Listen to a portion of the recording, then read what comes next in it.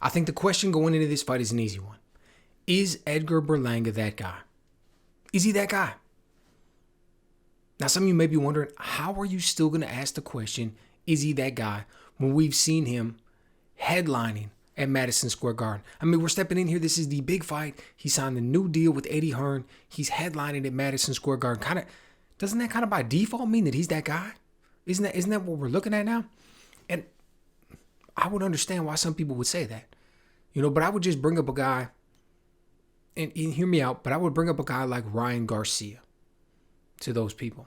And you wonder, what does Ryan Garcia got to do with it? And what I would say is, think about how far Ryan Garcia's superstardom or his popularity or his reach, his appeal, think about how far that aspect of him outshines his boxing ability. Think about how far that aspect of him is relative to his talent level.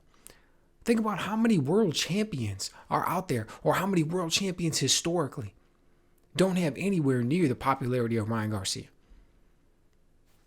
Right? So now we go back to Edgar Berlanga. 16-0 with 16 first-round knockouts. Not just 16 knockouts, 16 knockouts in the first round. The dude comes out like an absolute tornado to start his career, jumping up on the ring rafters, telling everybody he's a monster and all the things that he's going to do, and everybody's hyping him up. He's fighting on, Puerto Rican Day Parade weekend and all kinds of stuff.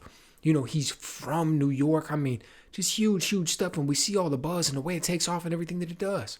But make no mistake about it, this dude was fighting bombs. He's fighting tomato cans. He's fighting retired school teachers. That's who he's making his name off of with these first round knockouts. Now, how do we know that? Well, first of all, we can just look at the competition and see that. But above and beyond that, we can see what happened the last 4 fights. The last 4 fights, has he been fighting world champions? Nah.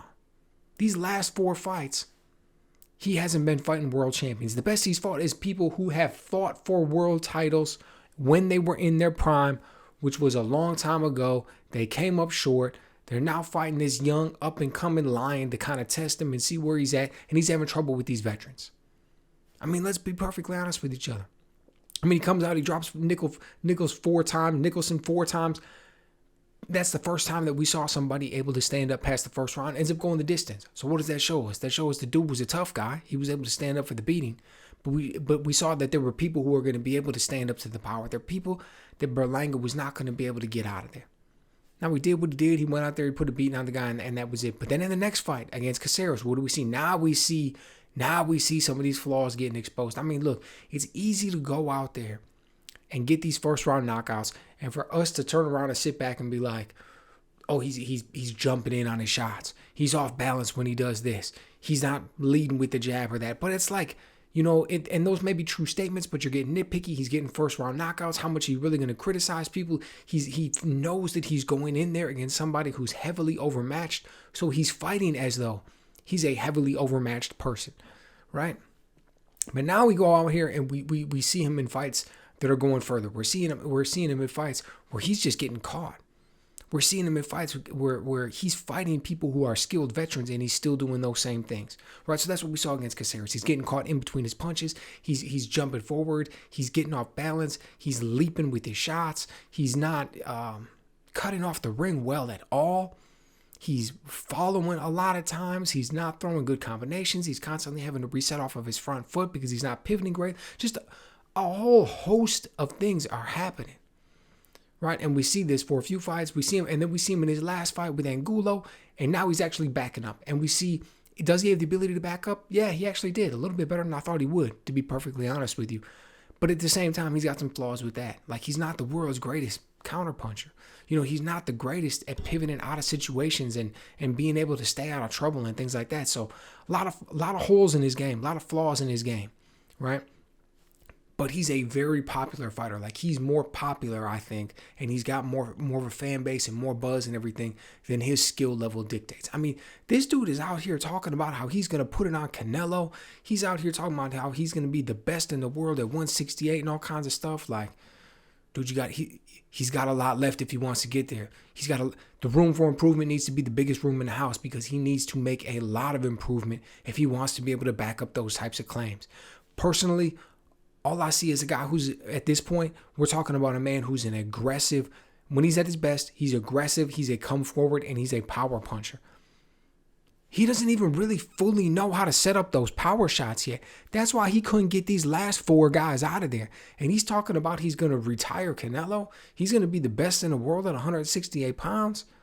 Yeah, I mean, it may happen, but dude, you got some growing left to do for sure. So look, coming into this fight, we're talking about Jason Quigley. Is Jason Quigley going to be able to upset the upper card? Is Jason Quigley going to be able to come on here as what, a 12-1 underdog?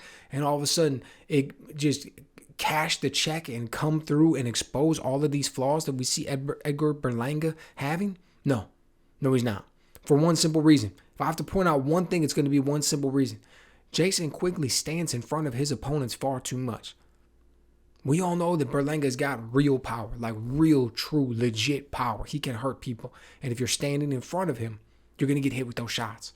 He throws punches at some good angles. He can put a few things together. He's got power on both hands. He's got quick hands. Quigley stands in front of him far too much. He's going to get caught with some of those shots.